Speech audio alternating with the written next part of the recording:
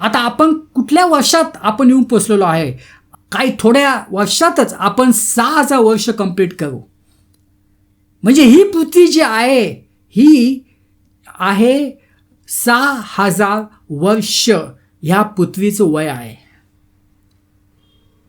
म्हणून यावर विश्वास ठेवणे खूप आवश्यक आहे. आणि जेव्हा आपण असं म्हणतो, आपल्याकडे प्रमाणपत्र आहे आणि ते प्रमाणपत्र जे आहे ते पवित्र शास्त्रामध्ये आहे. या जगाची निर्मिती ते येशू ख्रिस्तापर्यंत किती वर्ष झालेत?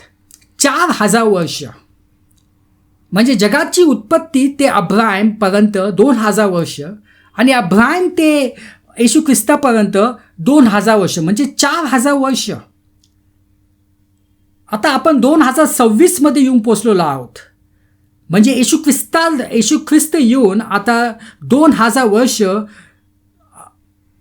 म्हणजे आपण 6,000 वर्षापर्यंत आपण आता पोचलेलो आहेत.